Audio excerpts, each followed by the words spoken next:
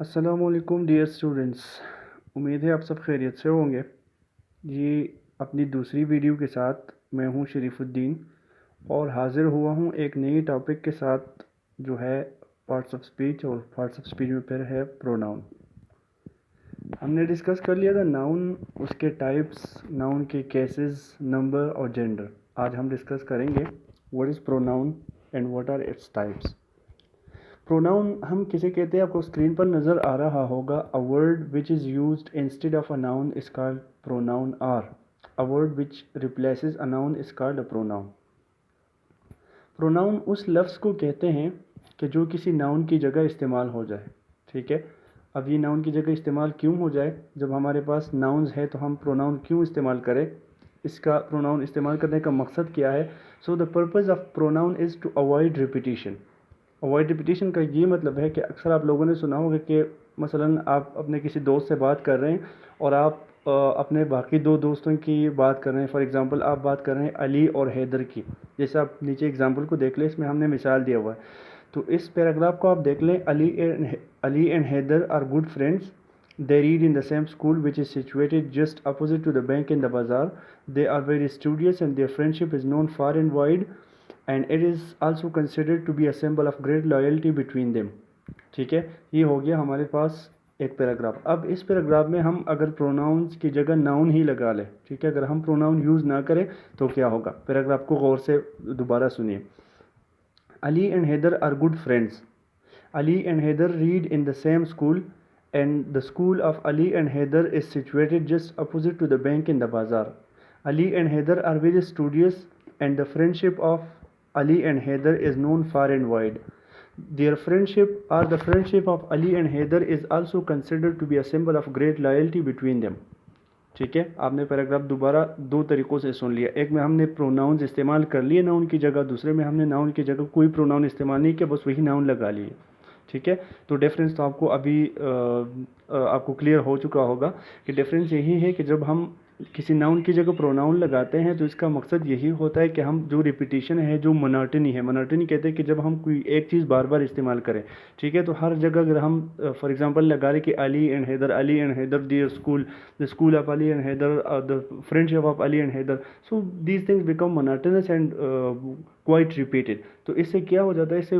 اس سے ہو یہ جاتا ہے کہ اس سے چیزیں بورنگ ہو جاتی ہے، بورنگ بہت زیادہ، ٹھیک ہے۔ تو اس وجہ سے ہم ناؤن کی جگہ پروناؤن استعمال کرتے ہیں۔ اب آتے ہیں پروناؤن کی ٹائپس پر۔ تو پروناؤن کی ٹائپس میں سب سے پہلے ہمارے پاس آتا ہے پرسنل پروناؤن۔ یہ سب سے پہلے کیوں آتا ہے؟ میں نے آپ کو ناؤن میں بتا دیا تھا، جیسے آپ کو کلیئر ہوگا کہ ناؤن ہم کس چیز کو کہتے ہیں؟ اس لفظ کو کہتے ہیں کہ جو کسی شخص کو نام دیتا ہے، پرسن کو نام دیتا ہے۔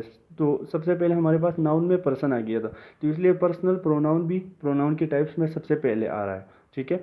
پرسنل پروناؤن کسے کہتے ہیں؟ Pronoun used for a person is called personal pronoun. وہ پروناؤن کے جو کسی شخص کے نام کے لیے استعمال ہو جائے اسے کیا کہتے ہیں؟ پرسنل پروناؤن، ٹھیک ہے۔ ہمارے پاس پرسنس کتنے ہوتے ہیں گرامر میں؟ وہ 3 ہوتے ہیں، first person, second person and third person. First person ہم کس کو کہتے ہیں؟ جو شخص بات کرتا ہے اس کو ہم بولتے ہیں، اس کو ہم کہتے ہیں فرسٹ پرسن۔ اب یہ شخص یا تو سنگولر ہوگا، ایک شخص بات کر رہا ہوگا، یا ایک سے زیادہ ہوں گے۔ تو جب یہ ایک ہوگا تو اس کے لیے ہم استعمال کرتے ہیں آئی، ٹھیک ہے۔ فار ایگزامپل اب اگر میں اپنی مثال دے دوں تو میرا نام ہے شریف الدین، تو میں اگر اب کہتا ہوں کہ شریف الدین از اے ٹیچر، ٹھیک ہے، اس میں نے ناؤن استعمال کر لیا۔ اب اپنے اس نام کی بجائے اگر میں پروناؤن لگا لوں تو آئی ایم اے ٹیچر، ٹھیک ہے، تو میری جگہ کیا آ گیا؟ آئی آ گیا۔ اب اگر ہم 2 بندے ہیں یا 3 ہیں یا 4 ہیں یا زیادہ ہیں تو ہم اپنے لیے کیا لگا لیں گے؟ وی لگا لیں گے، کہ جب ہم بات کر رہے ہوتے ہیں تو ہم اپنے لیے کیا یوز کریں گے؟ فرسٹ پرسن، اور فرسٹ پرسن سنگولر ہے آئی اور پلورل ہے وی۔ سیکنڈ پرسن اس کو کہتے ہیں کہ جس شخص کو ہم بات کر رہے ہیں، فار ایگزامپل لیٹس سپوز ہم 2 دوست ہیں، تو مسٹر اے ہے اور ایک مسٹر بی ہے۔ مسٹر اے مسٹر بی سے کوئی بات کر رہا ہے تو مسٹر اے ہو گیا فرسٹ پرسن، مسٹر بی ہو گیا سیکنڈ پرسن۔ تو مسٹر بی جو ہے یہ یا تو سنگولر ہوگا یا پلورل ہوگا، لیکن انگلش گرامر میں سنگولر پلورل دونوں کے لیے سیکنڈ پرسن کے لیے صرف یو کا پروناؤن دیا گیا ہے۔ تھرڈ پرسن کون ہے؟ دا پرسن اسپوکن آف، کہ جس شخص کی بات ہو رہی ہو۔ فار ایگزامپل 3 دوست ہیں اے بی سی، اے اور بی باتیں کر رہے ہیں، اور باتیں کس کی کر رہے ہیں؟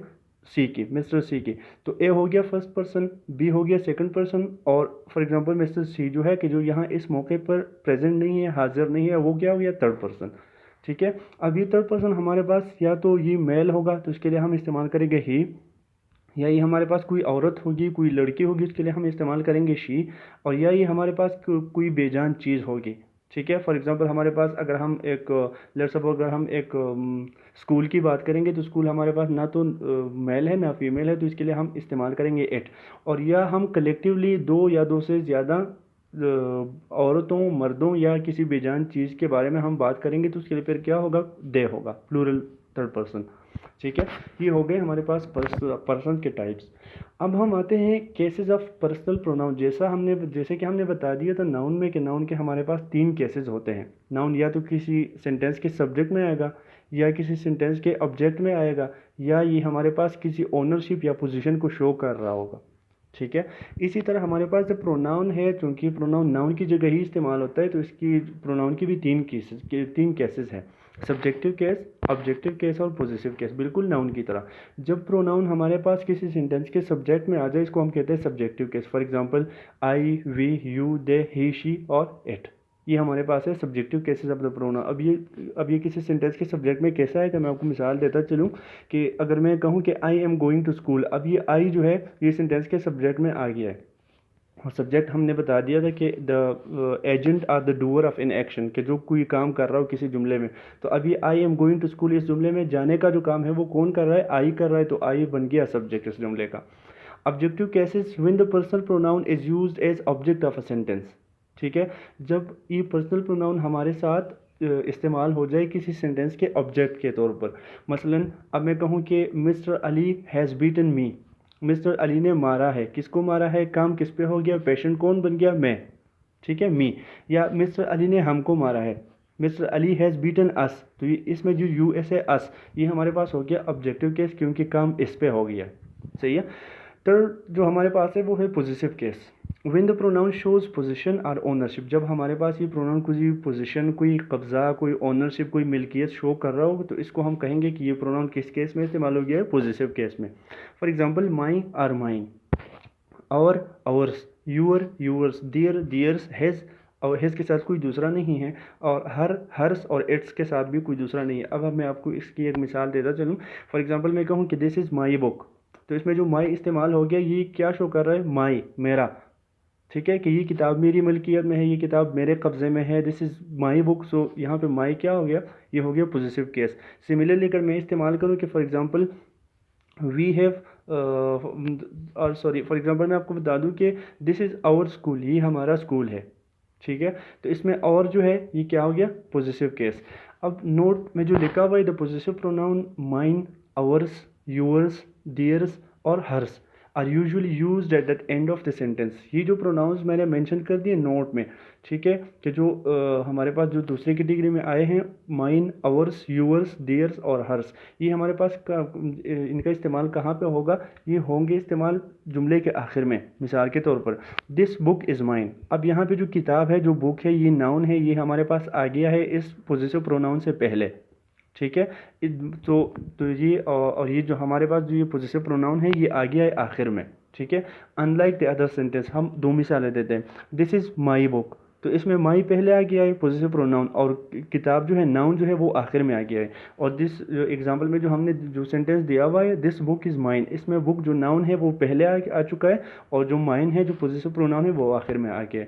تو یہ جو ہمارے پاس پوزیسیو پروناؤن ہے مائن، آورس، یورس، دیئرس اور ہرس، یہ جملے کے آخر میں آتے ہیں. ٹھیک ہے. اچھا، یہ ہو گیا ہمارے پاس پرسنل پروناؤن اور اس کے کیسز اور پرسن کے ٹائپس. اب ہم دوسرے جو ہمارا ٹائپ ہے پروناؤن کو اس کی جانب بڑھتے ہیں، تو وہ ہے انڈیفینٹ پروناؤن. انڈیفینٹ ہمارے پاس 2 قسم کی چیزیں ہوتی ہیں، ایک ہوتے ہیں ڈیفینٹ، ایک ہوتے ہیں انڈیفینٹ. ڈیفینٹ کا کیا مطلب، خاص. ٹھیک ہے. Those things which are specified, which are particularized. On the other hand, we have indefinite pronouns. Those pronouns, the pronoun used for some general or unknown noun is called indefinite pronoun. جب کوئی pronoun ہمارے پاس کسی عام چیز کے لیے استعمال ہو جائے کہ جس کا ہم کو کوئی پتہ نہ ہو، اس پروناؤن کو ہم بولیں گے indefinite pronoun. For example, someone. ٹھیک ہے. اب لیٹ سپوز آپ کا فار ایگزامپل ہم مسٹر اے کا ایگزامپل لے لیں کہ مسٹر اے کو اس کا والد صاحب بتاتا ہے کہ یار مسٹر اے چلے جاؤ اور دروازے پہ دیکھے کون ہے. وہ باہر جاتا ہے, واپس آتا ہے, دیر از سم ون ان دا ڈور. ٹھیک ہے, دیر از سم ون ان دا ڈور, دروازے میں باہر کوئی ہے. اب اس کو پتہ نہیں کہ اس شخص کا نام کیا ہے, اس کا نام بی ہے, سی ہے, یا یہ بندہ کہاں سے آ گیا. ٹھیک ہے, that person is in known to this mister A. So mister A کون بتائے گا کہ دیر از سم ون ان دا ڈور اور آن دا ڈور, دروازے پر کوئی ہے, مجھے پتہ نہیں کہ وہ کون ہے. ٹھیک ہے, تو یہ بندہ جو ہے, یہ جو شخص باہر کھڑا ہوا ہے, یہ ہے انڈیفینٹ, یہ عام ہے, اس کا مسٹر اے کو کوئی پتہ نہیں ہے. تو جب ہمارے پاس ایک پروناؤن کسی ایسے بندے یا کسی چیز کو ظاہر کرتا ہے, کسی ایسے ناؤن کی جگہ استعمال ہوتا ہے کہ جس کا ہم کو پتہ نہ ہو, دیٹ از ان نون اور that is some thing general, تو ہم اس کو بولیں گے انڈیفینٹ پروناؤن. اس کے باقی اگزامپل ہے some thing, any where, any thing et cetera. ٹھیک ہے, تھرڈ نمبر کی جانب بڑھتے ہیں, وہ ہے ڈسٹریبیوٹیو پروناؤن. ڈسٹریبیوشن کا مطلب تو آپ سب لوگ جانتے ہوں گے, ڈسٹریبیوشن کا مطلب ہے تقسیم کرنا, to distribute, to divide some thing. ٹھیک ہے, to share some thing. The pronoun which represents one person, place or thing at a time is called distributive pronoun. یہ distributive pronoun ایک ایسا pronoun ہے کہ جو کسی ایک شخص, کسی ایک چیز یا کسی ایک جگہ کے لیے ہی ایک وقت پر استعمال ہو سکتا ہے. ایگزامپل کو لے لیں, ایچ لے لیں اس پہ سے. اور بہت جو کامن ایگزامپل ہے جو ہر کوئی دے دیتا ہے وہ ہے کہ ایچ آف دا بوائز اور each of the students got a price. Students میں سے ہر کسی نے ایک انعام حاصل کر لیا, ایک پرائز لے لیا, ایک ایوارڈ لے لیا. ٹھیک ہے, تو ایچ آف دا بوائز, یہ نہیں کہ آل آف دا بوائز, سب لڑکوں نے, سب لڑکوں کا نہیں کہا, each of the boys, boys میں سے ہر ایک, مسٹر اے نے بھی, مسٹر بی نے بھی, مسٹر سی نے بھی, مسٹر زیڈ نے بھی, ہر ایک نے ایک ایک ایوارڈ لے لیا, ہر ایک نے ایک ایک انعام حاصل کیا, ایک پرائز حاصل کر لیا. ٹھیک ہے, تو اس میں جو ایکشن ہے وہ ڈسٹریبیوٹ ہو گیا پورے کلاس میں, اسٹوڈنٹس کے پورے گروپ میں. ٹھیک ہے, کہ ہر ایک نے انعام حاصل کر لیا, تو اس کو ہم بولتے ہیں ڈسٹریبیوٹیو پروناؤن. ٹھیک ہے, اچھا 4 نمبر پہ پھر ہمارے پاس آتا ہے ڈیمونسٹریٹو پروناؤن. ڈیمونسٹریٹو پروناؤن کس کو کہتے ہیں؟ دا pronoun which points out to some thing اور some one is called demonstrative pronoun. ٹھیک ہے, وہ پروناؤن کے جو کسی شخص یا کسی چیز یا کسی جگہ کی طرف اشارہ کرتا ہے, پوائنٹس آؤٹ, جو اشارہ کرتا ہے. ٹھیک ہے, اس کو ہم بولیں گے demonstrative pronoun. For example this, that, these, those et cetera, یہ ہمارے پاس ہے. فار ایگزامپل دس از مائی بک, اب یہ دس جو ہے یہ کسی کی طرف اشارہ کر رہا ہے, بک کی طرف. ٹھیک ہے, تو اس کو ہم بولیں گے ڈیمونسٹریٹو پروناؤن. نوٹ میں لکھا ہوا ہے کہ دا demonstrative pronoun will always be followed by اے ورب. ڈیمونسٹریٹو پروناؤنز جو ہیں ان سب کے بعد لازمی طور پر امیجیٹلی ان کے بعد ورب آئے گا. ٹھیک ہے, ورب ہمارے پاس 2-3 قسم کے ہیں. فار ایگزامپل ایگزیلری ورب ہے, ایکشن ورب ہے, وغیرہ وغیرہ, وہ ہم بعد میں ڈسکس کریں گے. ٹھیک ہے, فار ایگزامپل دس از مائی بک, اب دس کو آپ دیکھ لیں, دس ہمارے پاس یہ پوائنٹس آؤٹ کرتا ہے, اشارہ کرتا ہے کتاب کی طرف. ٹھیک ہے, تو یہ ہمارے پاس ہوگی ڈیمونسٹریٹو پروناؤن. اس کے بعد پھر ہم نے کیا لگایا ہوا ہے؟ ورب لگایا ہوا ہے. اس جو ہے یہ ہمارے پاس ایگزیلری ورب ہے یا اسٹیٹ ورب ہے. ٹھیک ہے, یہ ہم ورب میں پھر ڈسکس کریں گے. تو ڈیمونسٹریٹو پروناؤنس کے امیجیٹلی ان کے بعد, فوراً بعد ان کے بعد کیا آئے گا؟ ورب آئے گا. یہ اس کی پہچان ہے. اس میں ایک ٹیکنیکل پوائنٹ ہے جو ہم ایڈجیکٹیو میں پھر ڈسکس کریں گے. آپ یہاں سے یہ یاد رکھ لیں کہ ڈیمونسٹریٹو پروناؤنس کے بعد کیا آئے گا؟ ورب آئے گا. 5 نمبر پہ آتا ہے reflexive pronoun. The word reflexive has been taken from the word reflection. Reflection جو ہم کہتے ہیں, فزکس میں آپ لوگوں نے سنا ہوگا استعمال ہوتا ہے ریفلیکشن. ٹھیک ہے, زیادہ تر فزکس میں ہوتا ہے. ریفلیکشن مطلب جسے اردو میں انعکاس کہتے ہیں, جب کوئی چیز کسی ایک خاص سرفیس سے ٹکرا جائے, کسی ایک خاص سرفیس, ایک سطح سے. فار ایگزامپل اگر ہم ٹارچ کو آن کریں, ٹارچ کو یا موبائل کے لائٹ کو ہم اس کو شیشے کے سامنے رکھ لیں, تو یہ لائٹ شیشے سے ہماری طرف واپس آنا شروع ہو جائے گا. ٹھیک ہے, دس از کالڈ ریفلیکشن. یا اگر ہم ایک بال کو, فار ایگزامپل ایک بال ہم دیوار پہ مارے تو یہ بال واپس ہماری طرف ہی آتا ہے. That is called reflection. تو ریفلیکسو پروناؤن ہم کس کو کہتے ہیں؟ دا pronoun which is used when the action turns back towards the noun is called reflexive pronoun. ٹھیک ہے, سوری یہاں پہ towards the subject, noun کی جگہ اب ہم یہاں پہ کیا لگا لیں گے؟ towards the subject.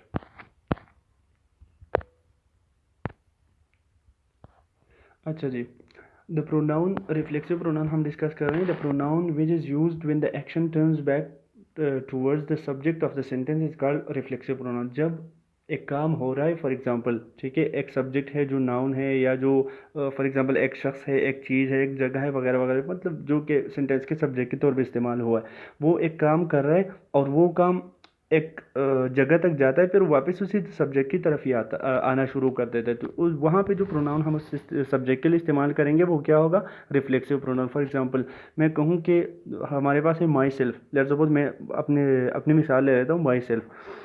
For example میں کوئی چیز کاٹ لیتا ہوں اور اتنے میں اپنی جو میری فار ایگزامپل انگلی ہے وہ بھی میں کاٹ لیتا ہوں. ٹھیک ہے، تو یہاں پہ یہ جو کاٹنے کا جو کام تھا وہ جاری تھا، پھر اچانک میری طرف آ گیا. فار ایگزامپل میں ٹماٹر کاٹ رہا تھا، پھر یہ کام کس کی طرف آ گیا؟ میری انگلی کی طرف، میری طرف آ گیا. تو یہاں پہ پھر میں کیا استعمال کروں گا؟ یہاں پہ پھر میں استعمال کروں گا my self. For example I کٹ، میں نے کاٹ لیا. کس کو؟ ٹماٹر کو نہیں، میں نے خود کو کاٹ لیا. تو یہاں پہ میں لگا لوں گی کیا؟ My self. I cut my self, میں نے اپنی انگلی کاٹ لیا. ٹھیک ہے، تو اس کو ہم بولتے ہیں ریفلیکسو پروناؤن، کہ جو کسی ایکشن کے ریفلیکشن کو استعمال کر دیتے ہو، کہ جو کسی ایکشن جو ہمارے پاس جو کام ہوتا ہے نا، ایکشن ہوتا ہے، اس کا جو ریفلیکشن ہوتا ہے، اس کا جو باؤنسنگ بیک ہوتا ہے، وہاں پہ جو استعمال ہوتا ہے اس کو ہم بولتے ہیں ریفلیکسو پروناؤن. 6 نمبر پہ ہمارے پاس آتا ہے انٹراگیٹو پروناؤن. انٹروگیشن تو آپ جانتے ہیں پوچھ تاچھ، پوچھ گچھ کو کہتے ہیں. The pronoun used for asking questions is called interrogative pronoun. وہ pronoun کے جو questions یا سوالات پوچھنے کے لیے استعمال ہوتا ہے اس کو ہم بولتے ہیں interrogative pronoun. For example, which, who, what, etc. Note میں لکھا ہوا کہ the interrogative pronoun will always be followed by a verb. Demonstrative pronoun میں بھی ہم نے یہی بات کی، interrogative pronoun میں بھی یہی بات نوٹ کر لے کہ یہ بھی اس کے بعد بھی immediately کیا آئے گا؟ verb آئے گا. For example, جملے کو دیکھ لیں، who is your brother. یہاں پہ ہو جو ہے ہو کون، یہ یہاں پہ استعمال ہوا ہے ایز انٹراگیٹو پروناؤن، اور اس کے بعد امیجیٹلی کیا آ گیا ہے؟ ایز آ گیا، جو کہ ایک ورب ہے. ٹھیک ہے، تو یہ ہمارے پاس انٹراگیٹو پروناؤن ہو گیا. آخری ہمارے پاس آتا ہے ریسیپروکل پروناؤن. ریسیپروکل پروناؤن کس کو کہتے ہیں؟ اے پروناؤن یوزڈ، ایک ایسا پروناؤن کہ جو استعمال ہو جائے کب؟ when two persons agree on some common or mutual object or action is called reciprocal pronoun. For example میں آپ کو ایک سمپل سی مثال دے دوں. لیٹ سپوز ہمارے پاس دو بندے ہیں، ایک ہے مسٹر اے، دوسرا ہے مسٹر بی. مسٹر اے نے کیا ہوا ہے ایم اے انگلش، ٹھیک ہے، مسٹر بی نے کیا ہوا ہے ایم اے اردو. اب دونوں کے پیپرز آ گئے، ٹھیک ہے، تو مسٹر اے مسٹر بی کو کہتا ہے کہ یار میں نے تو ایم اے انگلش میں تو ایم اے انگلش میں گریجویٹ ہو چکا ہوں، لیکن مسئلہ یہ ہے کہ مجھے اردو نہیں آتی، اور میری اردو کی میرا اردو کا ایک وہ آنے والا ہے پرچہ، ٹھیک ہے، تو تم مجھے اردو سکھا دو. تو مسٹر بی کیا کرتا ہے؟ وہ مسٹر اے کو اردو سکھا دیتا ہے، اور مسٹر بی پھر مسٹر اے سے کہتا ہے کہ یار میرا بھی انگلش کا پرچہ ہے، مجھے انگلش نہیں آتی، تو مجھے انگلش سکھا لو. تو مسٹر اے کیا کرتا ہے؟ وہ مسٹر بی کو انگلش سکھاتا ہے. ٹھیک ہے، اب یہاں پہ مسٹر اے نے بھی مسٹر بی کو سکھا لیا، مسٹر بی نے بھی مسٹر اے کو سکھا لیا. درمیان میں کیا آ گیا؟ ہیلپ. ٹھیک ہے، دونوں نے ایک دوسرے کا ہیلپ کر لیا. اے نے بی کا ہیلپ کر لیا اور بی نے اے کا جو ہے وہ اس کی مدد کی. تو یہاں پہ جو پروناؤن استعمال ہوگا کہ جب دو یا دو سے زیادہ، یہاں پہ ہم نے اے اور بی کا مثال دے دی، یہاں پہ اے بی سی بہت سارے بھی ہو سکتے ہیں، دو یا دو سے زیادہ، کہ جب یہ چیزیں استعمال ہو جائیں یہاں پہ تو پھر ہم کیا لگا لیں گے؟ Reciprocal pronoun. یہاں پہ ریسیپروکل پروناؤن ہمارے پاس دو ہیں، each other and one under. ٹھیک ہے، for example mister A and mister B helped each other. Mister A اور مسٹر بی دونوں نے ایک دوسرے کی مدد کی، تو دونوں کے درمیان کامن آبجیکٹ یا میوچل جو ایکشن ہے وہ کیا آ گیا؟ ہیلپ، مدد آ گیا. اے نے بی کی مدد کر لی، بی نے اے کی مدد کر لی. نوٹ میں لکھا ہوا کہ each other is used for persons while one another is used for more then two persons. ٹھیک ہے، ایچ ادر صرف دو بندوں کے لیے استعمال ہوگا. فار ایگزامپل ہم نے اے اور بی کی مثال لے لی، وہ دو بندے ہیں، تو وہاں پہ وہ دونوں جب ایک دوسرے کی مدد کرتے ہیں، فار ایگزامپل یا کوئی کام کر لیتے ہیں اکٹھے، تو ہم ان کے لیے کیا استعمال کریں گے؟ Each other. اور جب دو سے زیادہ بندے ہوں تو وہاں پہ ہم کیا استعمال کریں گے؟ وہاں پہ ہم استعمال کریں گے ون انڈر. فار ایگزامپل کو دیکھ لیں، David and William helped each other. David اور ولیم نے ایک دوسرے کی مدد کی. یہاں پر بندے صرف دو ہیں. دوسری مثال میں دیکھ لیں، سلیم، اعظم اینڈ رشید کوارڈ ود ون اندر. رشید، سلیم اور اعظم تینوں نے کیا کر لیا؟ جھگڑا کر لیا. تو یہاں پہ بندے دو سے زیادہ ہو گئے تو ہم کیا استعمال کریں گے؟ ون اندر. تو یہ ہمارے پاس ہو گیا ریسیپروکل پروناؤن، اور ہمارے پاس ناؤ پروناؤن بھی کلیئر ہو گیا. اور I think this is enough for today. اللہ حافظ.